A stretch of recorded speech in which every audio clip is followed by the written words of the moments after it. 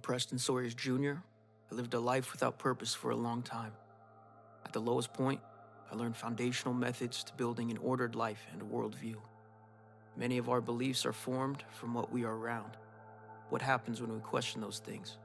True and false, good and evil, they're all around us. How we discern what we see and hear informs how we respond with wise judgment. We are now back to live mics and recording, and we can just kind of edit from here. So forget that we're recording. Forget that there's a start and stop time. This is your time. You got it. All right. Can you hear my voice clearly, guys? Yep. I can hear yours. Awesome. And you're sounding good. All right. So in 3, 2, 1, the tape is rolling, like we used to call it in the 70s. The show is yours. All right. Well, I want to start with, so my name's Preston. Some might say lived an interesting life, had a lot of interesting experiences, and came full circle from a different worldview to a now radically changed different worldview, and that was through radical experiences. I want to start with saying that I know everybody is the hero to their own story, and I hope what I share does not paint that picture, because a lot of the things I'm going to be sharing, I'm not proud of and I'm not happy of. I wish I didn't do. There's a lot of people that I may bring in. I'm not going to say any names. I don't want you or anybody to think of them in a negative way,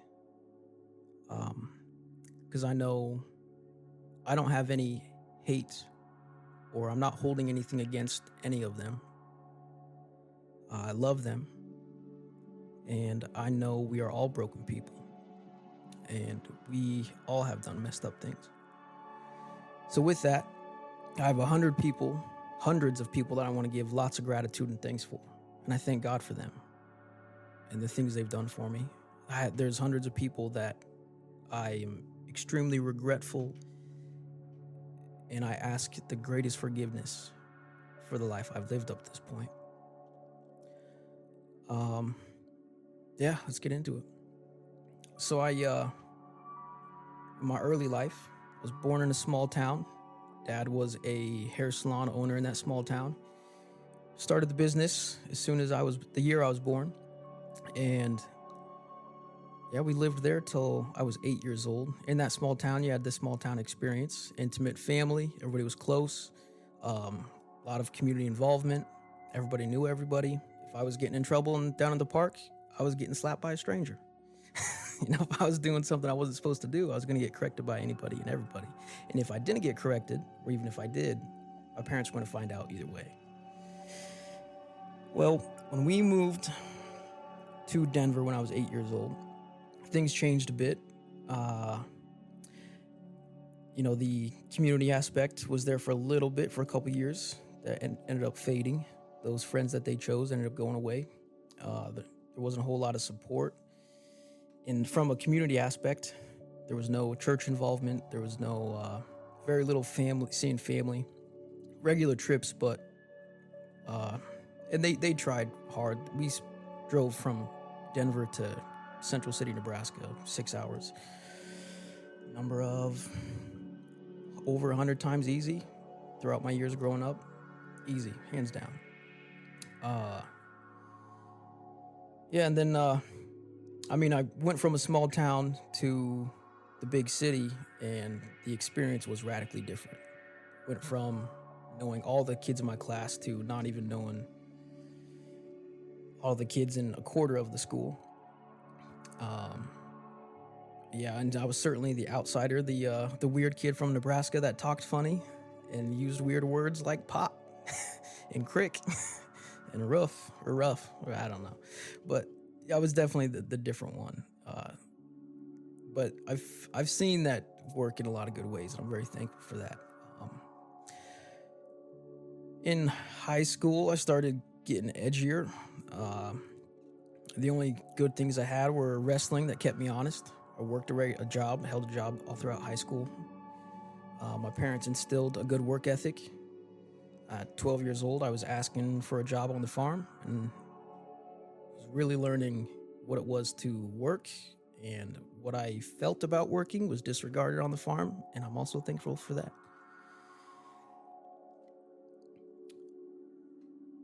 I don't know when I caught the bug, but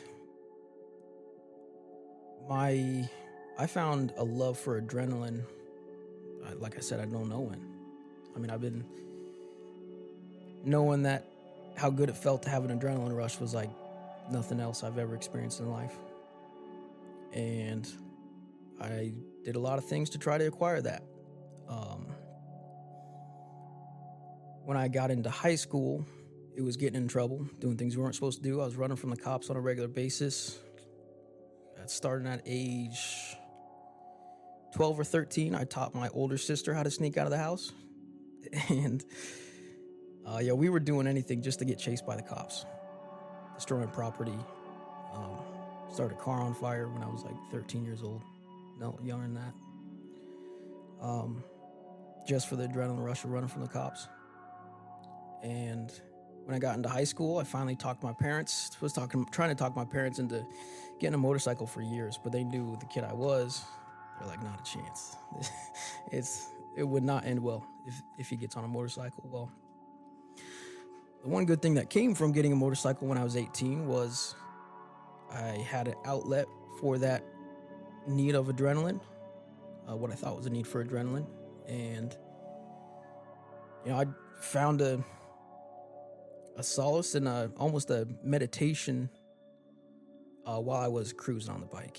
So 18 years old as a senior in high school, that's what I do for fun. The group of friends I was with was not a good group of friends, and I wasn't really cool enough to hang with them anyway, so I just cruised on the bike for hours. Love that. Gallon of gas would get me 50 miles, and it was cheap for a long time of riding. So I graduated high school, and in my early adult years, I didn't know what I was going to do. I mean, since 18, I've been trying to get into the military, and they wanted nothing to do with me because of the drug conviction I got, and I wasn't convicted. But I got caught with Adderall when I was in high school, and that is a controlled substance and a felony. So for that to be on my record, the military was like, no, we ain't touching you. Not a chance are we going to let you in. So not a whole lot of forgiveness there, and that's the only thing I thought I could do. And really, ever since I was a kid, all I wanted to do. When I got rejected for that, I was, all right, so what am I going to do? Who am I going to be? I have no idea. 18, graduate high school, moved out of the house 2 days later.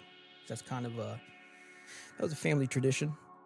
Parents said that was our choice, but it was kind of self-fulfilled prophecy from their side as well. They talked about it over and over, So it was just expected. You graduate high school, you move out. My graduation present, it wasn't supposed to be, but it kind of seemed like a dig. It was a nice watch. I was very thankful for the watch I got, but it was also the luggage that my dad was given at his high school graduation. It's like, all right, I get the hint. All right, I'll find somewhere. So I moved back to Nebraska, and I, again, didn't know what I was going to do. Had very little work experience other than the farm, and the high school job I had at a Schlotzky's, which is a sandwich restaurant. And I was going to be a laborer. I didn't think I was very smart, and I was going to learn how to work hard with my body to make do and figure out something. First job was construction, and that did not last long. I was not smart enough to learn it for the guy to have the patience to try to teach me. So I get told one day, we're going to take a couple days off. We'll give you a call when we're going to be starting back up. I didn't find this out until like a week later. In the blue collar world, that means you're fired. So I had some friends let me know, like, sorry, but that means you're not getting called back. All right, fair. Well, again, same thing. Through connections, I heard there's a roofer needing some help. So I go ask the roofer for a job, and I was a laborer picking up trash, going to the dump, emptying a truck bed by hand, and did that every day over and over until I was like, I can't do this no more. this is a rough job. It was one of the few times I ever said that.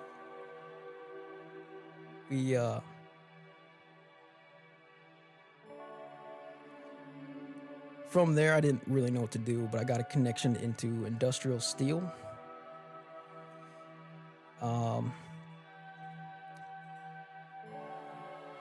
Industrial steel work.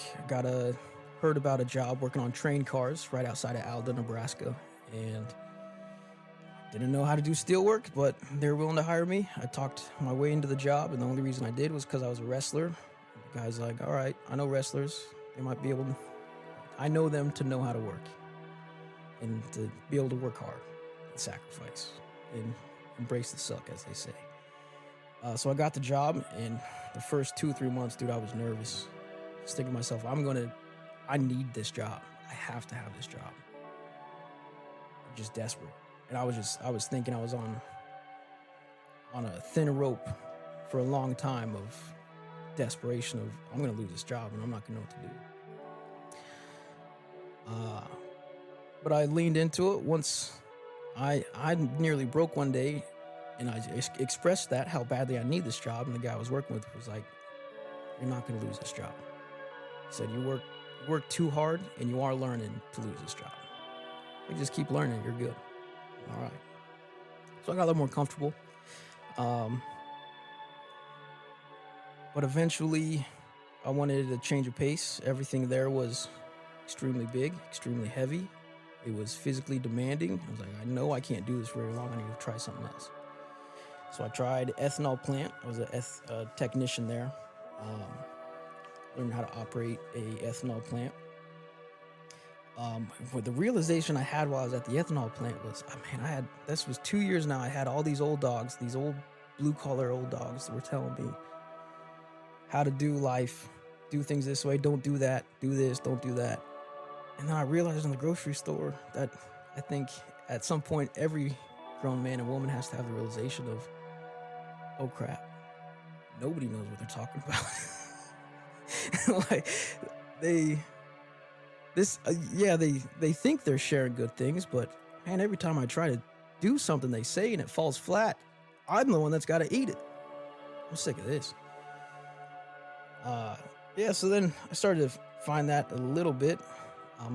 Shortly after getting away from the ethanol plant, I moved back to Denver. Still not knowing what to do with myself. Dad, being a hairstylist of 25 years, talked me into going to hair school, give this a shot, learn this thing. And I got to learn some interesting things there. I was more of a barber, though. I was just joking with some buddies that it was very difficult to make people happy in that line of work. And that was hard for me to stomach. It was hard to help people, but one thing I learned there was that I'd have a random lady sit down in my chair, and she was not happy to be sitting in my chair. And I was thinking in my head, lady, we're going to be sitting here for 2.5 hours. You can either hate this or you can love this. So my goal by the end of it was to win her over. Can we become best friends? And eventually I got pretty good at that.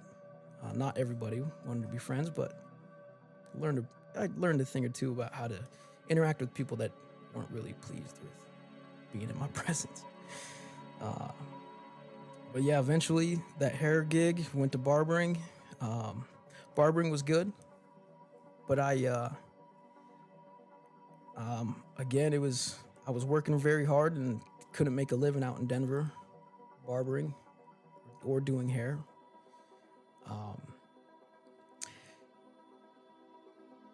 So then I decided, all right, well, I know I can survive in Nebraska, going back to the steel job. I know I can do that work. So I moved back to Nebraska and get back into working steel. In working steel, I was living on the feedlot, and I enjoyed working on the feedlot with livestock, working with cattle.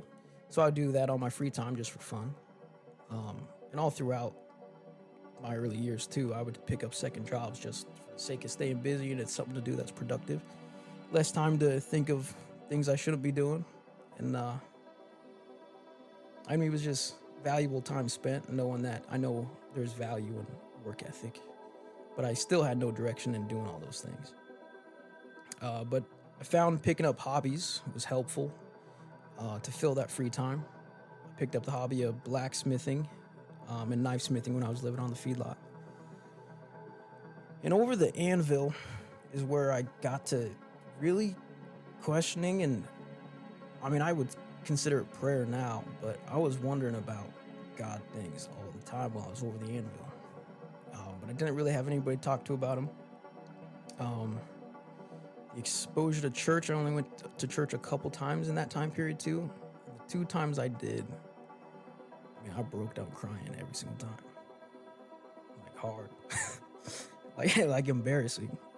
And it's just this small town, quaint church, and you can't. It was seen by everybody. I was certainly being moved by God, but I was still avoiding it. Yeah, that living situation ended up getting unstable. But he was getting married. Respect that, love that. Fiance moved in, her son moved in, and he's like, all right, we're working on building a home. Like, amen. I'm glad you're doing that. So I decided I was going to, again, move back to Colorado. See a pattern here, back and forth, back and forth. And in Colorado, I got a job selling roofs door to door. I knew how to do roofing from my construction experience, but selling roofs at a front door was not my gig. And I was the only one that, when I sold a roof, I was on the roof working. I wasn't just hanging out in the car watching. I enjoyed doing the work. So that was not working very well. So I moved. I got some buddies that apparently around the feedlot, it turned into a little bit of a myth that this dude's radical. When everybody heard I moved and they heard how I moved, they're like, what the heck? How did he do that? I moved with one small backpack, one duffel bag, and one big backpack. And that's all I took to Colorado on a train.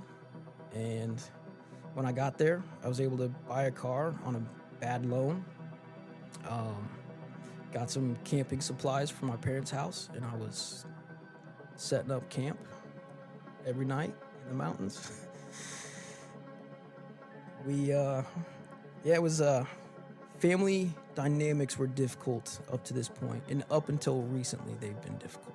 But life is getting better, and these are the things that I'm saying, that I have nothing but love for my family, and there's a lot of things that I was doing wrong in all of these things.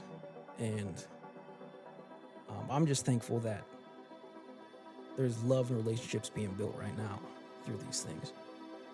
I did have a buddy who offered his couch, but now when you're homeless and very unstable living, my buddy was nice to offer his couch, but when it worked for him and that was my only roof, I stayed with him one night, and the next night he's like, hey, girlfriend's coming over. Would you mind if we have the evening here? I'm like, that dude, I respect that. Yeah, you and your girlfriend have your time. But then I was realizing, like, oh crap, what do I do? Well, don't know how often girlfriend's gonna come over, but I know I can pitch a tent every night. So I would just go to what I could rely on, what I could count on. And he didn't know that. But that was my operation. And I didn't mention to it. Now it's my own fault. I could have been more communicative, and that's not a common theme too. It's still today. It's a common theme. Yes, but then I ended up getting into a house. That was a roommate situation that was sealed with a handshake, and that was quite unstable too, because then I shortly found out after getting in, the lady that I shook hands with does not like people very much. And she eventually started building up a lot of things to dislike me for. And so I saw the writing on the wall. Things were getting dicey. I picked up the hobby of rock climbing in this time period too. Selling roofs, driving I was driving Lyft around Denver. Got to meet a lot of interesting people that way too. Very different encounters.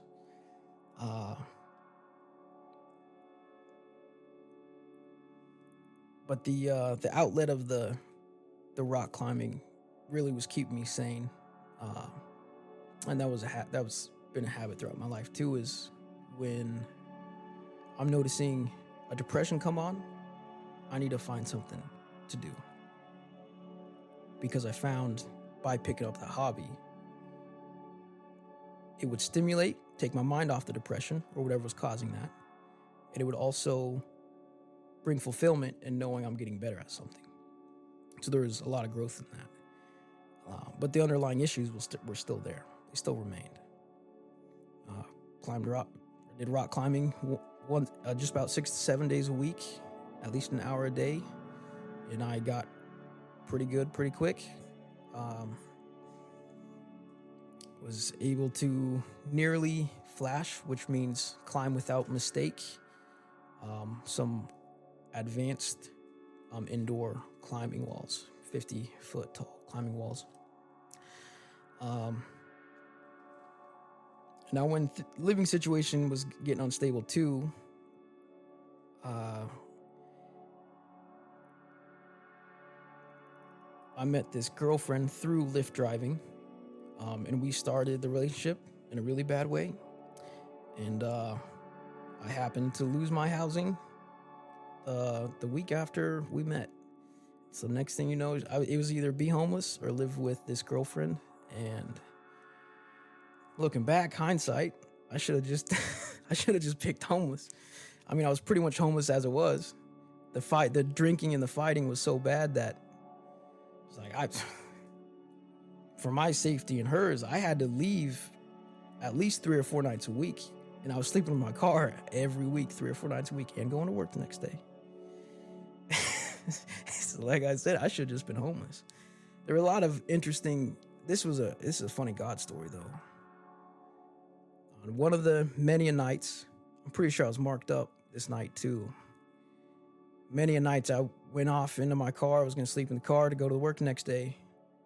And I'm sitting at the gas station trying to kill time and just decompress. And I was too drunk to be driving. But when the police saw me loitering like I was, and they wanted to approach me, they were reading the situation better than I thought they could. And I could talk clearly, even inebriated. And you get to talking to them and just speak clearly. I was able to take them off the scent of how much I drank. And their main concern became, this lady was like, we got resources for you. I'm like, what do you mean? She's like, you need a license. You can get a license for free, I was like, oh, really? I wasn't really interested in that. And she was like, we got shelters too. It's like, well, that was never a thought that came across my mind. Should have been. I know now, working with shelters today, I know now, man, I wish I took that. But in that interaction, I was wearing my favorite work sweatshirt that was from a military camp that was built in Iraq. And I picked it up here in Grand Island, Nebraska. And like I said, it was my favorite work sweatshirt. She goes, where'd you get that sweatshirt? I bought it in a thrift store in Grand Island in Nebraska. She's like, yeah, that's crazy. She goes, my skin's crawling. She goes, I built that camp. So what?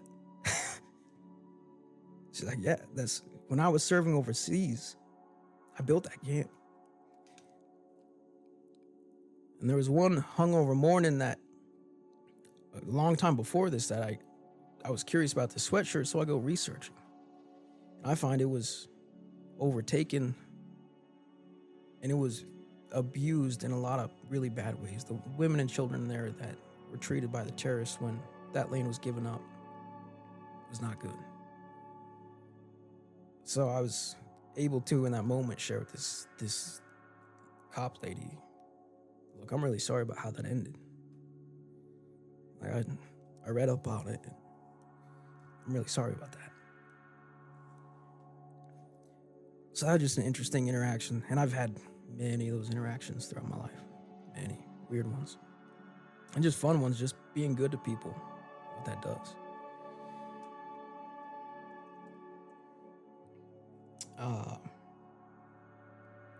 Now, the relationship kept getting worse. Kept getting more violent. And I didn't know what to do. But I just kept hanging on to the hope that when our living situation got better, all these things would get better. And they didn't. We got our own apartment. Life was looking better. And they got worse. I didn't know what to do. Eventually, due to the trying to keep up with this destructive lifestyle, I couldn't maintain anything in my life, like paying phone bill. I sacrificed that to pay rent. I mean, don't get me wrong, I still made sure I had money to drink. But I didn't maintain my vehicle either. That engine ended up blowing up. And I couldn't get to work after that. So I got a job within walking distance. I was living in Aurora, Colorado at the time. I was just telling the buddies too, that was a interesting experience being the minority in that apartment complex. I was one of maybe 4 white folk there. And a common interaction I would have was, man, did I find that old black ladies love to yell at young white dudes? It would just, I wouldn't even see anything.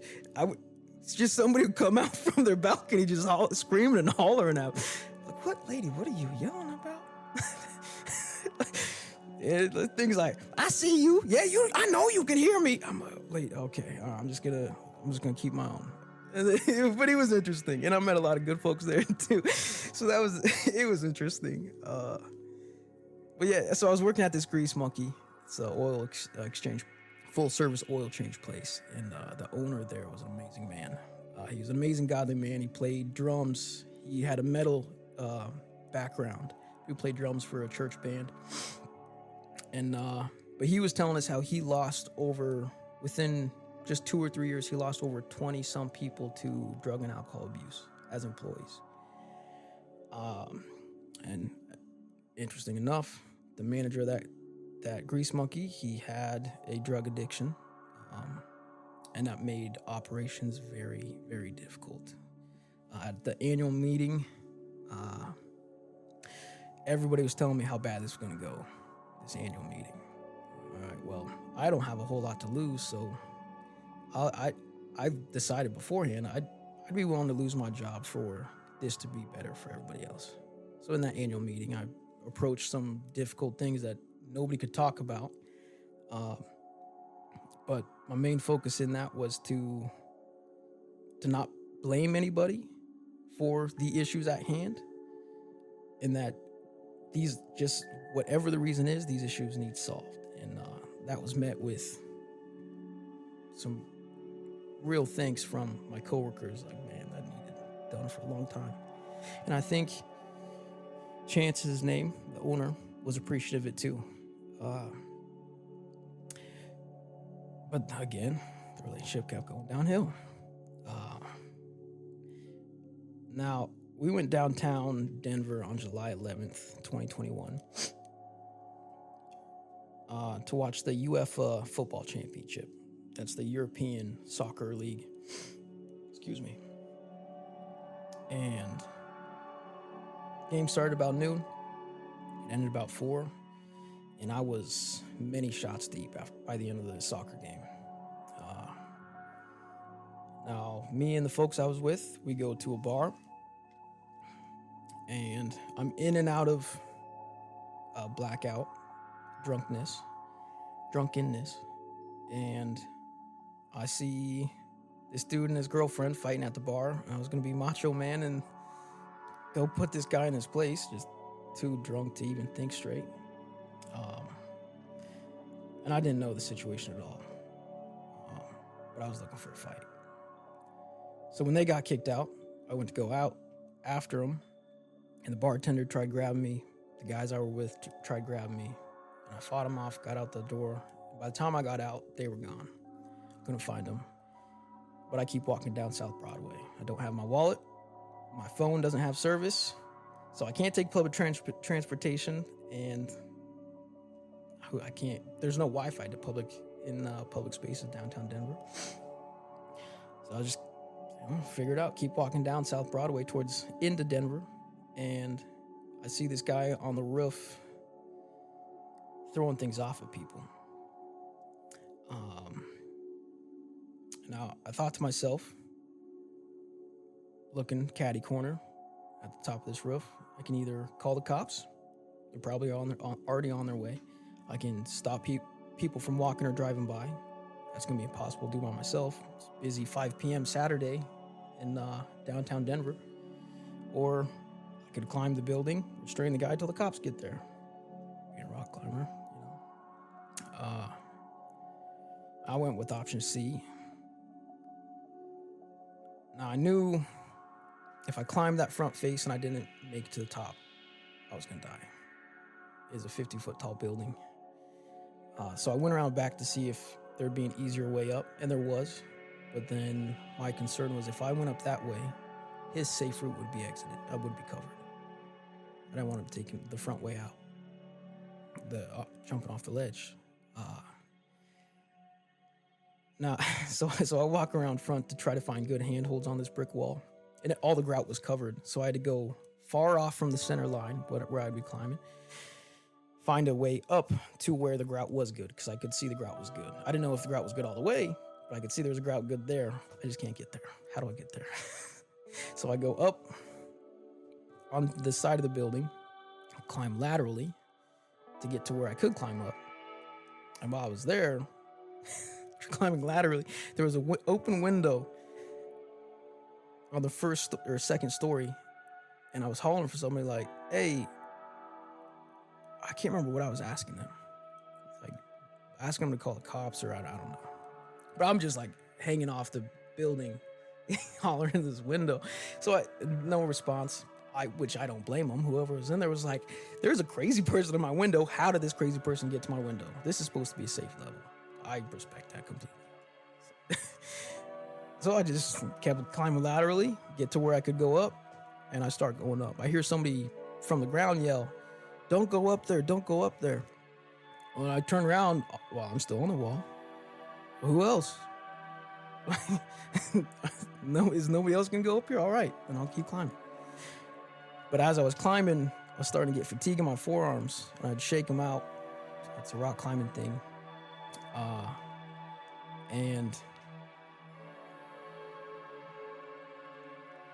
And then when I realized the more I shook out my forearms, they weren't getting better. So I knew I had to climb and not question anything. So I just started going without break.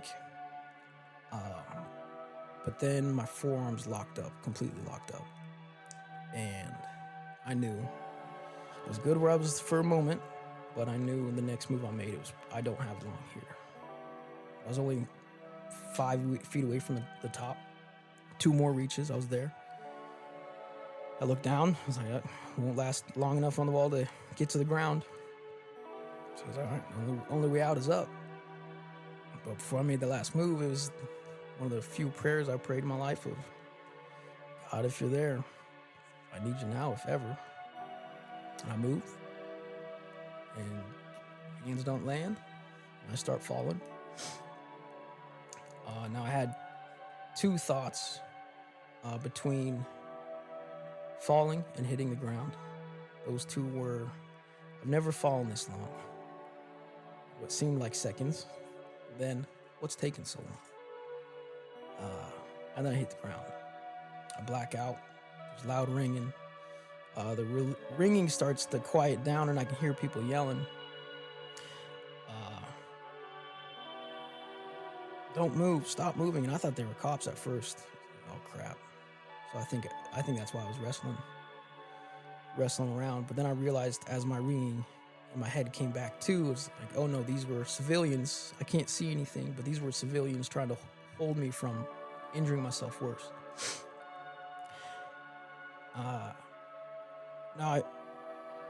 The 2 things that hurt the most were my right foot and my left arm. And so I moved my right foot to situate it, and the discomfort was eased. So I asked them, all right, can I at least try to move my arm to see if it'll get better? I looked for my right foot. They let me, and it did not get better. That hurt like something fierce. But the ambulance was shortly after. They weren't but a couple minutes out. The time actually from impact to getting into the ER was 15 minutes, so crazy fast. I wasn't far from Denver Health. But I knew when the paramedics got there that it wasn't good. I could see their responses, the conversations they were having. The civilians understood why they were freaking out to an extent. But when the paramedics were talking like they were, I was like, I knew it was coming. And but then things started hurting less, and their paramedics were talking about me as I'm laying there in the ambulance. But I began to argue with this lady that I was in shock. She kept saying I was in shock. I'm like, I'm not in shock. She's like, yes, you're in shock. You have to be in shock. I'm like, no, I'm not in shock.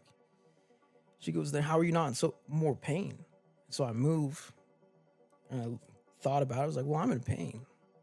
I just don't really care. There was just this piece that didn't make any sense. And then I asked her, did you give me pain meds? And she said no, because I was smoked drunk. They couldn't give me anything.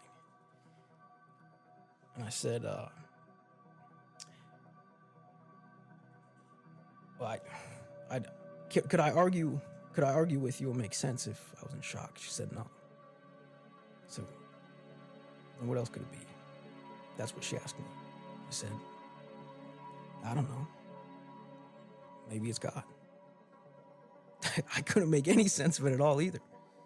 Because I felt like I had all the morphine in the world without any of the bad side effects.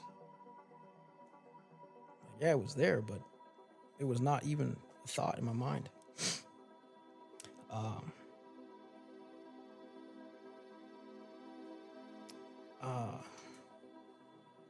I mean, that's where as of right now, my memory ends. I can't really trust my memory from that day completely.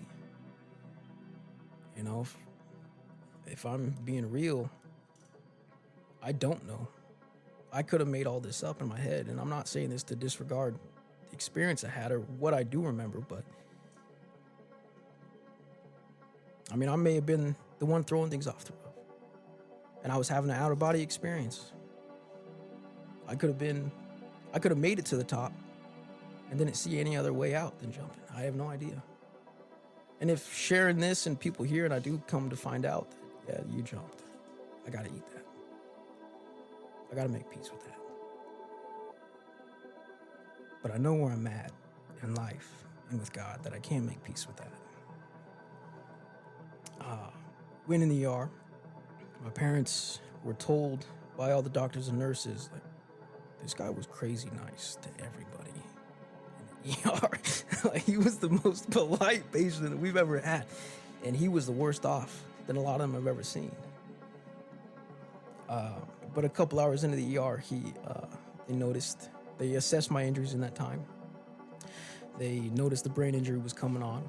They didn't see a brain injury because my brain injury came from my chin hitting my chest. The whiplash knocked my brain, gave me 3 brain bleeds. And so there was no abrasions to give sign for brain injury until things started setting in.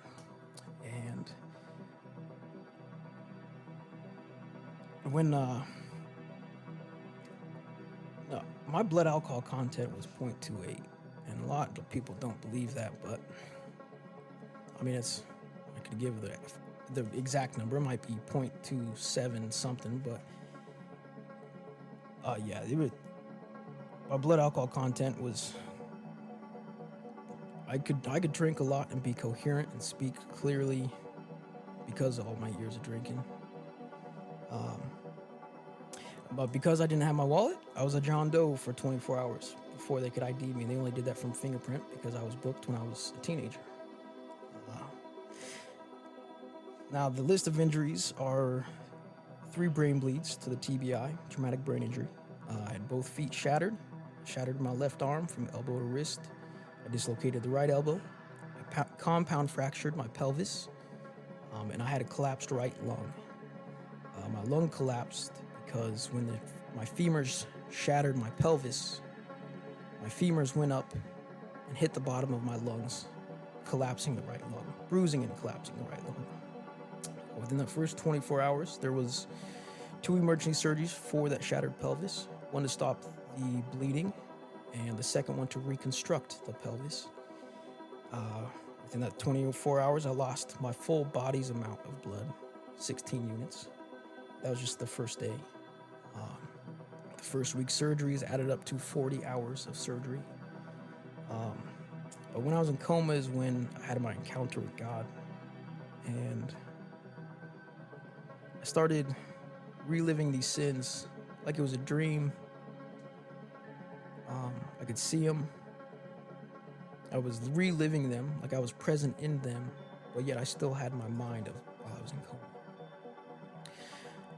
But the sins became painful, and my body just started to radiate the pain through my body, reliving these sins. And the sins became so painful that I couldn't take it anymore. I was tapping out. I yelled, I can't do this anymore. Please take me. And that's when God spoke. But when he spoke, it wasn't like hearing a voice, it was feeling the voice. I knew exactly what he said without hearing an audible thing, but I felt and knew exactly through every fiber of my being. I knew exactly what he was saying. It was a vibration, it was a warmth. But what he said was, I won't take you. You have to do better. And I told him the lie I've been telling my whole life up to that point is I try to treat people well. And you can't lie to God, especially when you got your sins right in front of your face. He was showing me my sin, and I still went to that default. I try to treat people well. And he didn't respond. I sat just waiting. I just wanted to hear his voice again. That's all I wanted. And so when I finally was willing to tell the truth, I didn't know what to say. I was for a loss of words. I said, I don't know how to.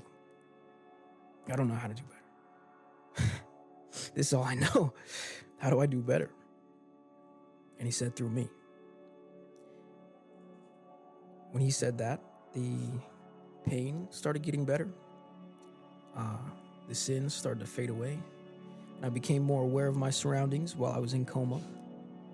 This was about day 5 or 6 that I was hearing the room around me. My family was joking around just like we do in the living room.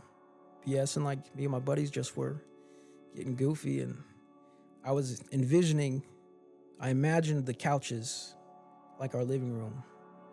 And so then my sister turns to me while I was in coma.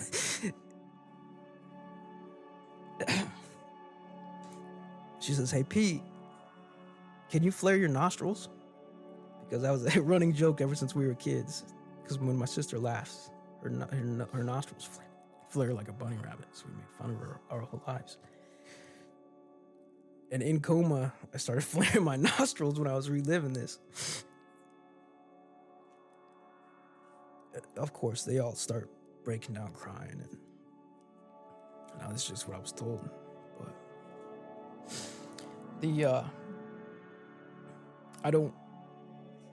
when I woke up the first time, they had to explain to me what happened. And I had no idea.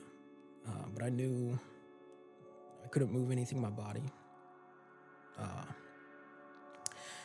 Somehow, my spine was fine. Not a single knee injury. The doctors did about 10 MRIs that first week, wondering how are these knees not destroyed. But that first month was rough. With the brain injury, there would be times I'd wake up and I wouldn't know what happened. One of the nights, or one of the memories I have is I woke up in the middle of the night, I had to pee, so I was gonna go pee. I didn't know I had a catheter in.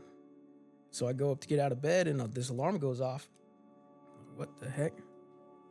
And door opens, bright hospital light coming from the hallway, and I see people running in. I was like, I don't know what's going on, but I don't think they're running in to talk. So I start fighting. And that was a pretty default response repetitively throughout my brain injury. Was anger and fight. And the difficulty is no people understanding how to talk to somebody with a brain injury. If people talk slow and with like real influx, I'd be like, I'm not stupid. Yeah, I may not be doing well, but I'm not stupid. And then my response was anger. They drug me up and I'd be out again. God, this was with 4 broken limbs, by the way. So then I leave the hospital. The hospital seemed like torture to me. It was all foreign, and so I wanted to go home ASAP, although I probably shouldn't have. They offered rehab, and I said, no, I want to go home. I was trying to talk my girlfriend within that month to leave me because this sucks. I wouldn't want anybody to do this. I don't want anybody to take any of this on. Like, leave me and allow me to carry this myself. I didn't want her to carry that. She's like, nope, I'm staying. All right, so I go home, live with her. And in this period of time, it was pretty good. I had a lot of doctors.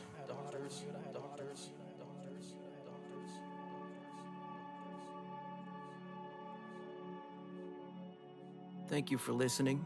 If you heard something in the podcast that sparked a thought or question, bring that thought or question to me at sawyerspurspodcast@gmail.com. You can find me everywhere podcasts are found. Help me with a follow, share, and a like. This podcast is proudly a part of Big Sack Productions, where your podcast dreams come to life. You've been listening to Euphony Innovatives Sonified.